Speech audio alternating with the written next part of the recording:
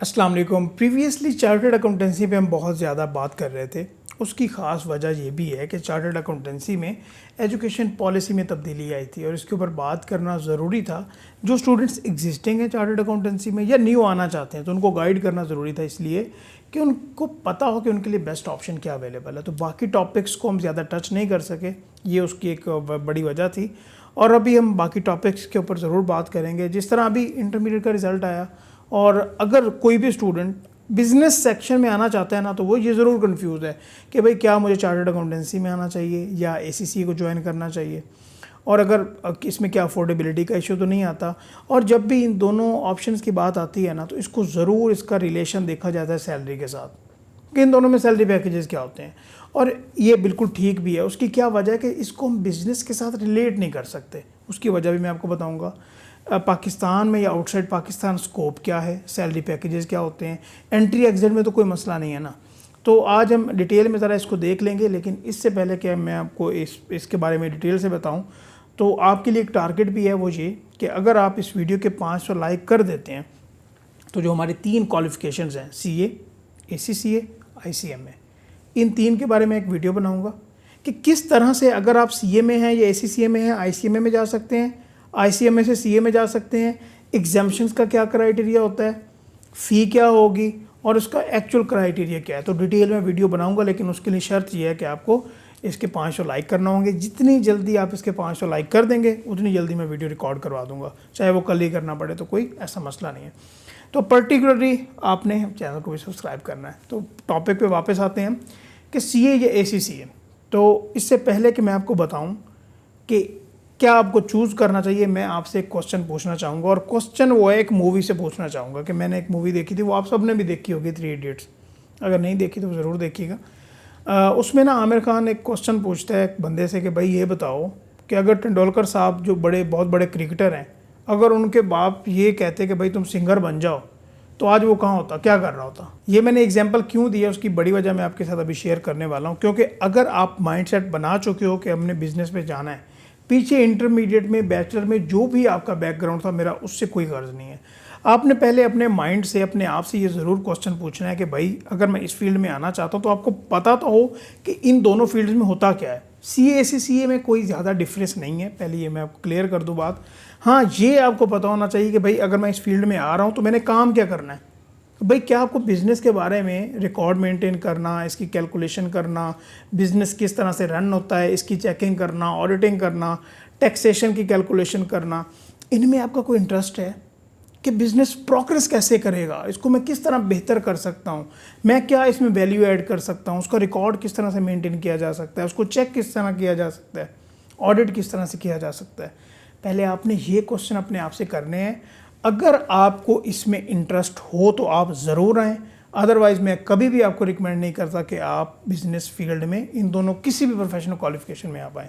पहली ये बात जो आपने पूछनी है, अगर आप अपना माइंड से पूछते हो, माइंड कहता है हाँ ठीक है भाई, आई एम रेडी, गुड है, स्टार्ट करो, तो भाई आप इन दोनों में से अभी हम डिसाइड कर लेते हैं कि आपको इन दोनों में से किसको चॉइस करना है। तो सबसे पहले बात होती है कि भाई सैलरी पैकेज क्या होगा पाकिस्तान में या आउटसाइड पाकिस्तान। देखें, इसको हम बिज़नेस के साथ कंपेयर नहीं कर सकते, सैलरी के साथ कंपेयर कर सकते हैं। पहले वजह बता दूं कि क्यों बिज़नेस के साथ कंपेयर नहीं कर सकते। कोई भी बंदा CA क्वालिफाई करे या ACCA क्वालिफाई करे, भाई बिज़नेस के साथ कंपैरिजन बनता इसलिए नहीं है कि अगर कोई भी वो काम स्टार्ट करता है, ABC कोई भी कंसल्टेंसी करता है, कोई फर्म बनाता है, कुछ भी करता है, अगर वो ये काम स्टार्ट करता है तो काम को भाई आगे जाते हुए 1 साल भी लग सकता है, 5 साल भी लग सकते हैं, 10 साल भी लग सकते हैं। हो सकता है स्टार्ट में वो बिज़नेस कुछ भी कमा ना रहा हो, बाद में वो आहिस्ता आहिस्ता कमाना स्टार्ट करे। तो जॉब के साथ, सैलरी के साथ इसका कंपैरिजन बनता है, बिज़नेस के साथ इसका कंपैरिजन नहीं बनता। तो ये हमें अंडरस्टैंड करने की ज़रूरत है, ठीक है। तो पर्टिकुलरली सैलरी पे बात करेंगे। उससे पहले हम ये देख लें कि भाई किसी और डिग्री में एडमिशन लेना हो, इंजीनियरिंग में लेना हो, MBBS में लेना हो, कितना मुश्किल होता है यार, दाखिला ही नहीं मिलता, एडमिशन ही नहीं मिलता। तो इनमें क्या सीन है भाई, तो इनमें तो ईज़िली एडमिशन मिल जाता है, 50-60% नंबर हो तो आप इजीली आ सकते हो। जहाँ तक एंट्री टेस्ट की बात है तो वो CA में है, वो भी अगर आपके 60% से नंबर कम है तो आपको एंट्री टेस्ट देना पड़ता है, जनरल नॉलेज था, तो आप CA में इजीली आ सकते हो। भाई एंट्री बहुत आसान है। एग्जिट की भी बात करेंगे तो दरमियान वाले पीरियड को भी डिस्कस करना ज़रूरी है। तो भाई इन दोनों फील्ड्स में आपको इतनी एफर्ट करनी पड़ती है क्योंकि इसमें आपकी सेल्फ स्टडी बहुत ज़्यादा रिक्वायर्ड होती है। जो आपके एग्ज़ाम्स होते हैं वो वही बंदा नहीं ले रहा होता जो कि आपको पढ़ा रहा होता है। ये एक इदारा है जो आपके एग्ज़ाम लेता है, वो सेपरेट एंटिटी है। तो इसीलिए आपको बड़ी एफर्ट करनी पड़ती है पास होने के लिए। ये बात हो गई। अनटिल अनलेस आप इसको समझो कि ये बहुत इजी है, मैं तो इजीली कर जाऊंगा। हाँ, अगर आप कंसिस्टेंट हो, आप सेक्रीफाइसेस दे सकते हो, ठीक है। इसमें यह भी पॉसिबिलिटी है कि आपको कभी अपने फैमिली इवेंट्स को स्किप करना पड़ जाए। अगर आप ये कर सकते हो तो आप ये ज़रूर ज्वाइन करो। अभी हम थोड़ा अगले स्टेप पे आते हैं और इसमें ट्रेनिंग भी इन्वॉल्व होती है। ट्रेनिंग वाला पीरियड आपने जहन में रखना है कि जो ट्रेनिंग होती है ना 3-3.5 साल की, दोनों में 3.5 साल की तकरीबन सीए में और 3 साल की एसीसीए में, कुछ पेपर पास करने के बाद आपकी ट्रेनिंग होती है और उस ट्रेनिंग के दौरान आपको सीए में पेपर का पास करने होते हैं, एसीसीए के आप सारे पेपर पास करने के बाद आप ट्रेनिंग में आते हो। लेकिन वो ट्रेनिंग ना अनफॉर्चुनेटली पाकिस्तान में ज़्यादा पैसे नहीं मिलते आपको। अभी ट्रेनिंग के बाद अगर पर्टिकुलरली बात की जाए, कुछ जब आप निकलते हो ट्रेनिंग करके, क्वालिफाई करके निकलते हो, तो क्या ये इजीली हो जाता है? ये हमने देख लिया कि भाई इसमें सेक्रीफाइसेस देनी पड़ती हैं, अच्छी खासी मेहनत होती है, फिर ही आप पास कर सकते हो। इजीली कुछ नहीं होता, पहले ये बात हो गई पर्टिकुलरली। अभी आपने ये भी सुना होगा कि भाई अभी ये क्वालिफाई हो गया तो आगे तो सुनहरे बाग हैं और बस ज़िंदगी बहुत आसान है। आगे ज़िंदगी आपकी स्टार्ट होती है। इन दोनों फील्ड्स में आपकी पूरी ज़िंदगी जो है ना वो काम काम काम करते गुजर जाती है। ये मैं आपको बताना चाहता हूँ। ये बात हो गई।